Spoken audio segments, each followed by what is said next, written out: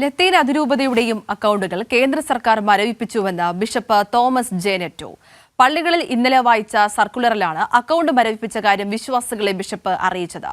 വിഴിഞ്ഞം സമരത്തിന് പിന്നാലെ സഭയുടെ മിഷൻ പ്രവർത്തനങ്ങൾ നടത്താൻ പോലും കഴിയാത്ത വിധം അക്കൗണ്ട് മരവിപ്പിച്ചുവെന്ന് സർക്കുലറിൽ ബിഷപ്പ് ആരോപിച്ചു. വിഴിഞ്ഞം സമരത്തിന് പിന്നാലെ ലത്തീൻ സഭയുടെ FRCA അക്കൗണ്ട് മരവിപ്പിച്ചു. മുൻ വർഷങ്ങളിൽ വിദേശത്തു നിന്ന് ലഭിച്ചിരുന്ന സാമ്പത്തിക സഹായം പോലും ഇക്കാരണത്താൽ ലഭിക്കുന്നില്ലെന്ന് ലത്തീൻ അതിരൂപത ബിഷപ്പ് തോമസ് ജെ നെറ്റോ സർക്കുലറിൽ പറഞ്ഞു. കേന്ദ്ര ആഭ്യന്തര മന്ത്രാലയമാണ് അക്കൗണ്ട് മരവിപ്പിച്ചതെന്ന് പരോക്ഷമായി ലത്തീൻ സഭ ആരോപിക്കുന്നു.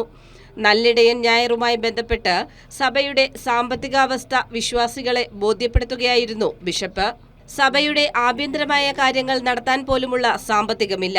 വൈദിക വിദ്യാർത്ഥികളുടെ പഠനം, പ്രായമായ വൈദികരുടെ ചികിത്സ, മറ്റ് മിഷണറി പ്രവർത്തനങ്ങൾ, ഇതിനെല്ലാം പ്രതിവർഷം 2 കോടിയോളം രൂപ വേണ്ടിവരുമെന്നാണ് ലത്തീൻ സഭയുടെ കണക്കുകൂട്ടൽ.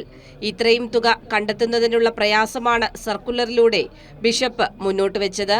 അക്കൗണ്ട് മരവിപ്പിച്ചതിന് പിന്നാലെ വിശ്വാസികളിൽ നിന്ന് ഫണ്ട് സമാഹരണത്തിനും ബിഷപ്പ് ആഹ്വാനം ചെയ്തിട്ടുണ്ട്. കൈരളി ന്യൂസ്, തിരുവനന്തപുരം.